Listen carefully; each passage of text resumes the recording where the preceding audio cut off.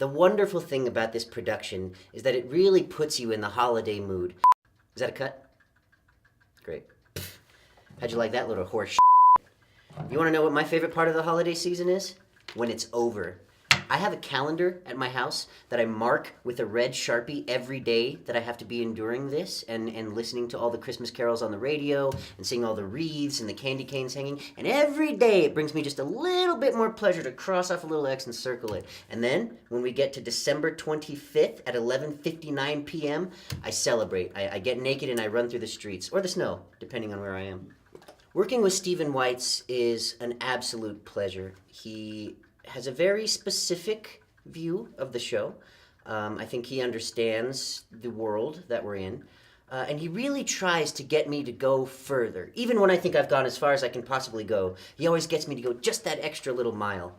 And that's the mark of greatness, really. Someone who can just get you to go even when you don't think you can go anymore.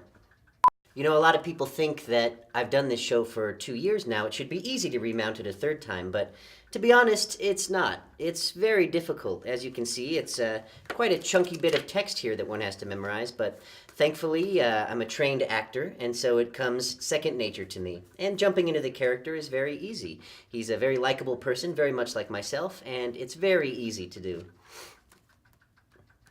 Okay, if I could just talk us for a second. It's really not that easy. I mean, look at all that. Look at all those words. Just words, you know? And Stephen, I mean, just between us, I mean, he changes his mind all the time. He doesn't know what he wants. How can somebody expect to be in the Christmas spirit 24 hours a day, 7 days a week, when you've got, I mean, you walk into the store, at the drugstore, and what do you see? You see little Mrs. Claus and some Christmas wreaths right next to a Scream mask and a sexy Ebola costume. Like, what does that even mean, you know? What does this become? What have we become?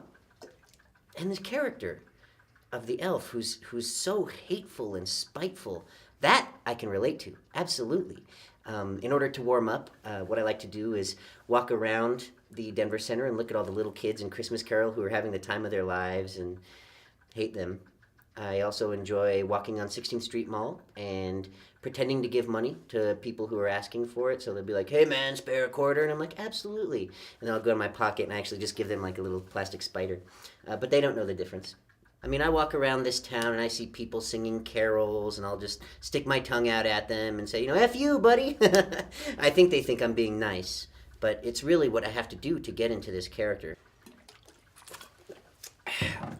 Sometimes when I'm alone at home at night, I'll twist up a big blunt and put on Insane Clown Posse.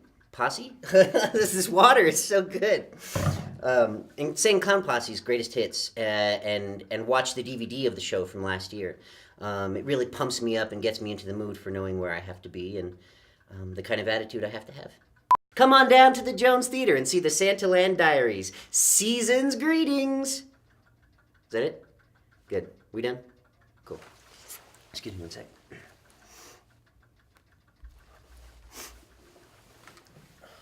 Yeah, Trish?